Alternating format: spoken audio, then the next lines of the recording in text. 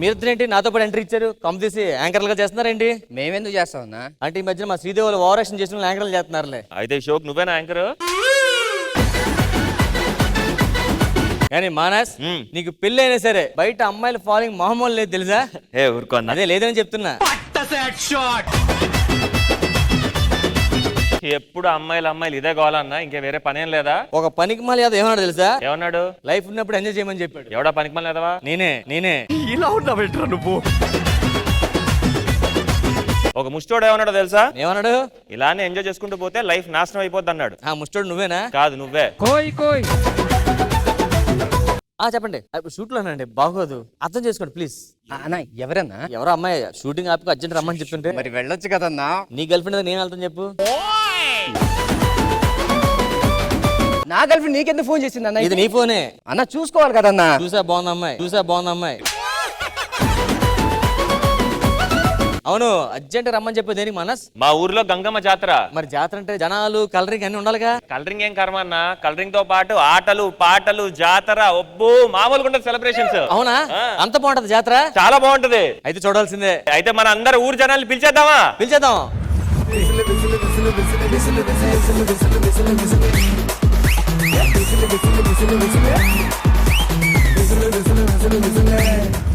మానస్, మీ ఊరు జనాల మామూలు జాతర అంటే ఎంత బాగుంటదా? చూసావా ఎంత కలరింగ్ ఉందో? ఆహా. హేక్నాథ్, నిన్నే మీకోసం గుడికెళ్ళి మొక్కున్నాం తెలుసా? ఏ మొక్కున్నా? మీరు ఎప్పుడు షోస్ లో బిజీగా ఉండాలి, సినిమాల్లో బిజీగా ఉండాలి, సీరియల్స్ లో బిజీగా ఉండాలని. ఎందుకన్నా? మీ రీల్స్ చూడ చచ్చిపోతున్నాం. అన్న, ఒక అమ్మాయి నంబర్ ఉంటే వచ్చుగా. ఏకనాథ్, నువ్వు నంబరు? ఏకనాథ్ దోనాథ్ అవుదామని. అయిందా? బాగైందా? ఎప్పుడు చూసినా ఎక్కడికి వెళ్ళినా మీ ఏమన్నా వెనకాల తీసుకెళ్తా దేనికి? అంటే వేరే అమ్మాయిని చూడవా? అలా చూసినందుకు ఇది నా వెనకే వస్తుంది. ఊరినే మీ ఆయన కోసం క్వశ్చన్ అడుగుతాను, చెప్పండి. అడగండి. అల్లు అర్జున మీ ఆయన? మా ఆయన. చిరంజీవి గారా మీ ఆయన? మా ఆయన.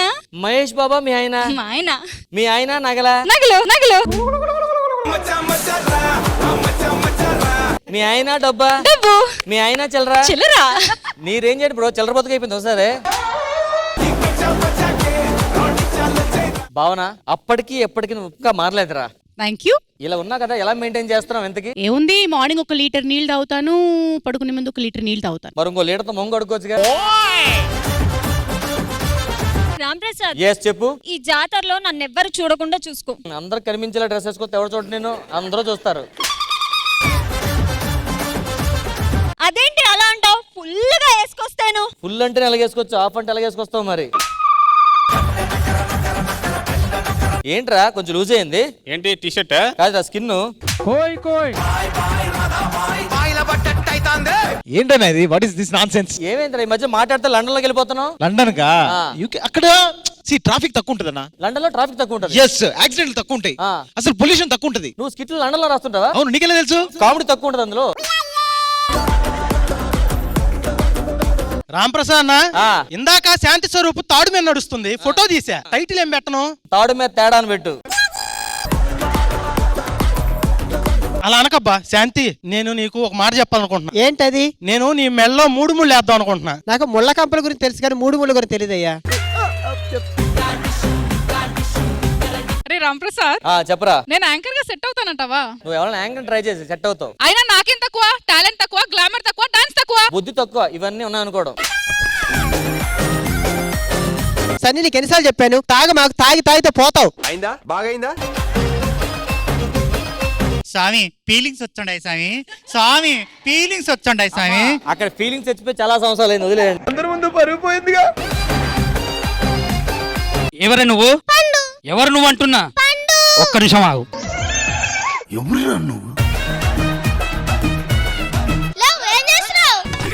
నువ్వే కదా పండు మన్నావు. నీ వల్ల ఎపిసోడ్ మొత్తం పండింది. ఇంకా నువ్వు అన్నుడు చాలు.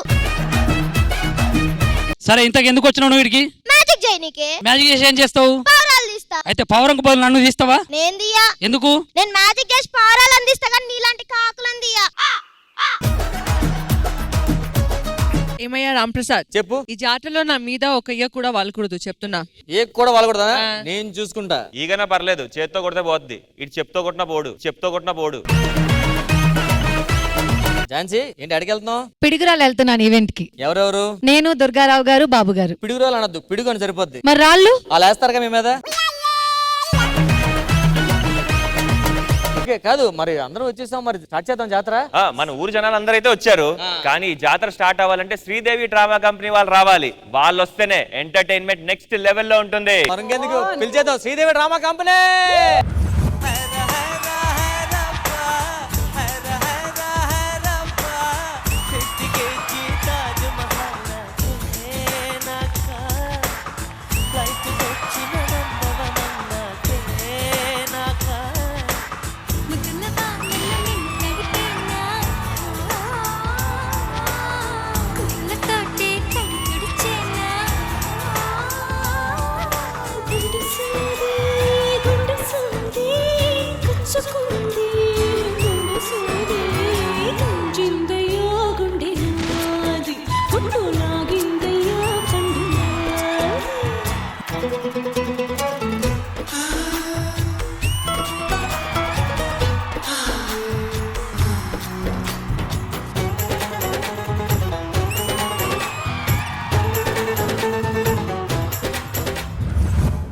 ఎవరు పిలిచారు మమ్మల్ని?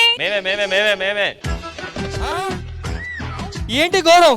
ఏమైంది? రష్మి యాంకరింగ్ ఎలా చేస్తావు? నోట్ తో. మరి చేతులు ఏమయ్యాయి? ఇక్కడే ఉన్నాయి. కనిపించట్లేదు. టైం ఇచ్చుంటే బాగుంది కదా నీకు. దేనికి? హ్యాండ్స్ కుట్టుకొని వచ్చేదాను కదా. ఏమండి ఈ ఎపిసోడ్ చింపేస్తాం అని చెప్పడానికి మేము ఇలా వేసుకొని వచ్చాం. ఇప్పుడు ఏంటి? చింపేస్తాం. అక్కడ చూడు అమ్మ ఎంత బాగున్నారో. థ్యాంక్ యూ మనస్. బంగారంలా ఉంది. ఏ థ్యాంక్స్ రాంప్రసాద్. మెడలో ఉన్నది బంగారంలా ఉంది అంటున్నా.